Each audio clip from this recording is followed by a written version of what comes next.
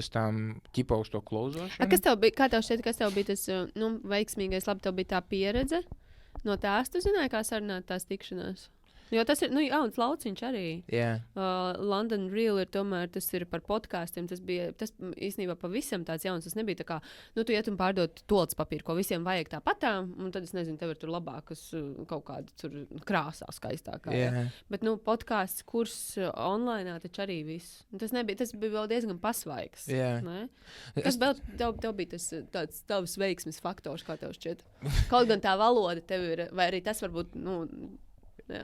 Vienkārši, man liekas, ka, ja tā godīgi es to skatos, es tā domāju, ka man liekas tikai to, ka es vispār daudz nedomāju par to, cik man sūdīgi sanāks, bet tikai tāpēc, ka es darīju, tikai tas vienīgais bija mans veiksmes faktors. Man nav vispār nekāds super skills, es neesmu kaut kāds harismātisks ar cilvēkiem un tā tālāk, jo tajā darbā esot, es tikai iemācījos klausīties viņos un saprast, ko viņi saka. Yeah. Tā kā vēlāk pēc tam, tikai tas, kad es vienkārši turpināju visu laiku. Nesanāca, pofīgi, nākošais. Nākošie 10 cilvēki, nākošie. Jā. Un tad paralēli, ja tu runā par tiem pašiem produktiem, piemēram, par tiem podkāstiem vai biznesu vai vispārējo, tad, kad es kaut ko sāku darīt, es esmu tas čalis, kurš stundām ilgi var sēdēt vienkārši un mācīties par kādām konkrētām lietām. Un ar to, ka es biju sācis reāli par to pārdošanu interesēties, mācīties, es vispār neko citu nedarīju, kā tikai un visu dienu pilnīgi visu laiku patērēju tikai lietas, kas saistītas ar pārdošanu un mārketingu. Un tāpēc es aizvien ātrāk un ātrāk varēju jau runāt ar tiem cilvēkiem, tā kā vienā valodā no sērijas, tāpēc, ka es jau tajā visā zupā jau iekšā, pirmkārt es ar viņiem runāju, otrkārt es pats vienkārši par tām visām lietām interesējos. Tas ir plus un arī mīnus vienā ziņā, tāpēc, ka daudzreiz, kad es gribu kaut kādas lietas nopirkt, es varu dienām vienkārši nedēļām sēdēt un taisīt research, kuru tieši man vajag, vai ne? Un tas man tā ziņkārība man arī palīdzēja droši vien jebkurā pārdošanas darbā, kur es biju, tāpēc, ka ja man cilvēks pasaka, hei, Mairi, ko tas nozīmē? Es viņam nepasaku, tas nozīmē to un to. Es vienkārši nevaru samelot. Es reāli nevaru samelot. Man ritīgi nesanāk samelot. Un cilvēku uzreiz jūt vienkārši, kad es sāku runāt to, ko es negribu teikt.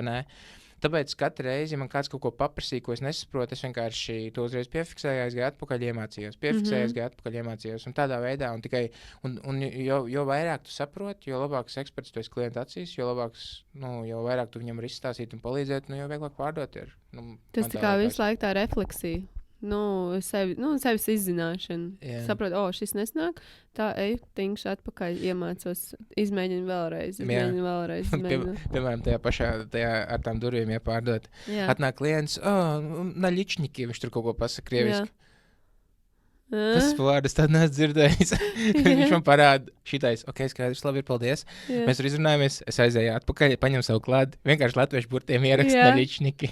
Nākošais vārds tur kaut kāds, vienkārši. Un šitā tenis, man bija kladē reāli sarakstīt, nezinu, tur 100-150 vārdi, kurus ik pa laikam es dzirdēju no tās nozares, un tāpēc es ātri varēju iemācīties tos krievu vārdus, tāpēc, ka es vienkārši saiknis piefiksēju. Viņi jau 3 reizes teikuši šito vārdu. Tas droši vien ir kaut kas svarīgs. Man ienāk vienkārši kolēģis, kas tas tāds? Tas, skaidrs, super. Un tas pilnīgi visos darbos vienkārši. Tā ir attieksme. Tā ir attieksme un tāda rutīna, ko tu veids, kā tu vispār izzini pasauli un kā tu rekur darbojies ap lietām. Ielikt tev kādā citā vagonā un tu tāpatām izdarīt un izpētīt. Un tad tā Džona piedāvāja pašam iet tur strādāt? Jā. Un tu aizgāji pats strādāt turien? Jā, es kāds 2-3 mēnešus vispār neko nevarēju pārdot. Jā, un kā viņiem darbojās? Ja tu 2-3 mēnešus nevar neko pārdot, viņi tev bija paņēmuši, vai tas bija uz kaut kādu, ja tu pārdod un komisiju? Tikai komisiju. Tad tu varēji arī, kaut 6 mēnešus nepārdot. Jā. Sanāk, kad, vēlāk mums tas viss mainījās, bet sākumā, tad, kad es sāku, vienkārši tev bija procents. Ja tu pārdod, tu nopelni, ja tu nepārdod, tu nenopelni. Pastāst mazliet, kas ir London Real tiem, kas nezina, lai apmēram, varbūt tīri tādā ziņā par kompāniju, kurā tu strādāji, lai saprotu, kas tā ir tāda, kur tu strādāji un kur tu pārdevi un ko tu pārdevi. Pa lielam, tā vienkārši, tad tā ir mediju kompānija, kuriem bija milzīgs podcasts. Viņiem, man liekas, YouTube tagad varētu būt kaut kādi 2 miljoni subscriberi. Un ar to, kad viņiem bija liela auditorija, viņi bija uztaisījuši arī 4 dažādus kursus. Un tas ir vienkārši izglītības bizness, kurā tiek pārdot kursi un apmācības. Un, jā, un tad kad Kāds bija summas kursiem? Sākumā mums bija, tā kā es sāku tur strādāt, tad bija $2000 bija tas pamatkurs. Tad vienā brīdī mēs vienkārši visi runā visu laiku par to vērtības celšanu vispār, gan jau es dzirdēju tādu feature, tur, jā, tev jāapzinās, tur tev jāsaprot, tev vienkārši jāuzdrošinās un tā tālāk. Mums tas bija vienkārši tā, uzsit knipu, šodien maksās $3000. Ko mēs dodam vairāk? Neko, vienkārši $3000, un viss mēs vienkārši pieliekam citu cenu. Ok, skaidrs. Un mums ir vairāk mārketingam, mums ir vairāk, tā kā lielāka komisija pārdevējiem. Un klientiem ekspektācijas arī citas, tāpēc, ka viņi pērk it kā dārgāk. Un tad mums bija tas 3000, tad viena paka bija 3000, tad bija 5000, un tad bija tāds tā kā inner circle, tas bija 10,000. Un pēc tam, tad, kad viss pacēla cenas, tad mēs no tā 10 vienkārši uz 15 pacēlām. Just because. Vienkārši tāpat. Bet tas jā, lai cilvēki saprot, kur tā 3000 zemākais. Un tad aizēja un 2-3 mēneši neko nepārdod, jā? Jā. Tāpēc, kad kas man bija lielākais pagrieziena punkts, vienkārši tas, kad es tajos kursos visur esot, tev visu laiku tāda, kas daudziem uzņēmējiem ir, kad viņi sāk, un ja tu vēl esi uz tādu 100% komisiju, tev visu laiku ir tāda nepatīkama sajūta. Man, piemēram, nestrādā tas, ka man tur vai back against the wall, ja, kad tev ir pēdējās kapeikas, un tas tikai tev motivē kaut ko darīt. Yeah. Man tā nav, man vajag, lai man ir normāli, es varu apskatīties kontā, man ir nauda, lai es zinu, ka es varu mēnesi vēl dzīvot, un tad es varu iet un darboties, nevis tad, kad man vienkārši drab rokas un jādomā, ko ēst, kas citiem ir atkal motivācija. Bet es biju kaut kādā veidā tikai iebaidīts, vai bija varbūt nepareizi uztvērs to situāciju, kad, kad ja tu ej uz pārdošanas sarunu, man vienkārši viss teica, ka tev ir tikai viena iespēja pārdot. Jo tu nekad vairāk nerunās tiem cilvēkiem.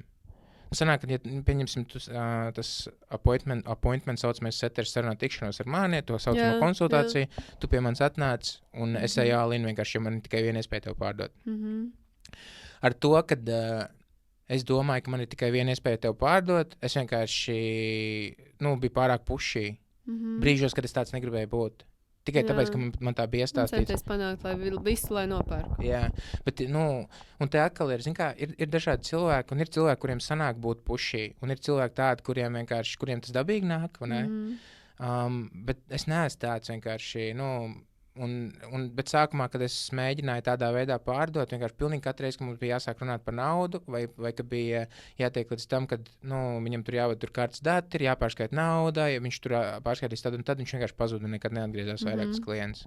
Tikai tāpēc, ka vienkārši viņa no manis nāca tā enerģija, kad es tev gribu pārdot. Jā. Un tāpēc kad esi vienīgais, jā. Un kurā brīdī tu kas bija, tu pamanīji, tev pateici, tu izanalizēji, kurā brīdī tu saprati un ko tu nomainīji? Jā, es vienkārši vienā brīdī sapratu, kad man vienalga, vai es pārdošu vai nepārdošu, es vienkārši tiešām mēģināšu palīdzēt tam cilvēkam. Un ja es dabūšu to, ka viņš vismaz kaut ko pēc tam izdarīs pēc tā zvana, tiešām konsultēt, ne? Tad viņš ja viņš gribēs to kursu, viņš vienkārši atnāks pie manis atpakaļ. Un bezsakarā vienkārši tā arī notika.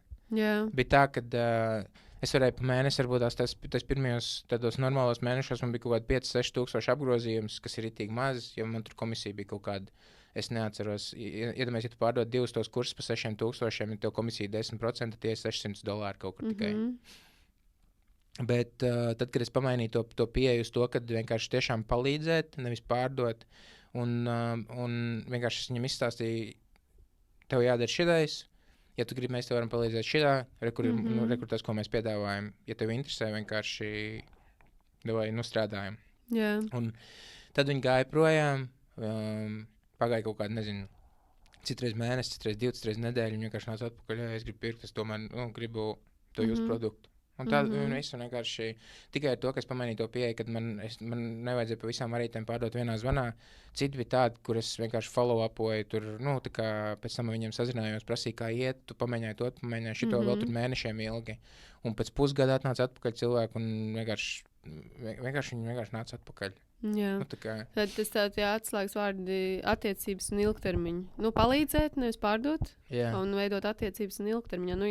Ja tāds, ja tu vēl 6 mēnešus pēc tam jau, tad tas tāds, tu nedomāji tikai par to vienu zvans, viens čēns, un kas ar tev notiek pēc tam, man vienalga. Ja tev patīk šis video, es tev uzaicinu uz manifestācijas izaicinājumu. Mani sauc Monta Viljamsona, un jau 3. gadu es šos izaicinājumus vadu 21 dienu garumā no 1. janvāra. Mēs satiekamies, veicam ikdienas uzdevumu, kas tevi ved pie tava sapņu. Tavs sapnis, varbūt tu to vēl nezini, bet pavisam drīz jau uzzināsi, jo es tev iedošu uzdevumus, kas aizdīs tevi pareizajā virzienā, dos soļus, un 21 dienas laikā iespējams arī tu sasniegsi to, ko sen bija atlikusi.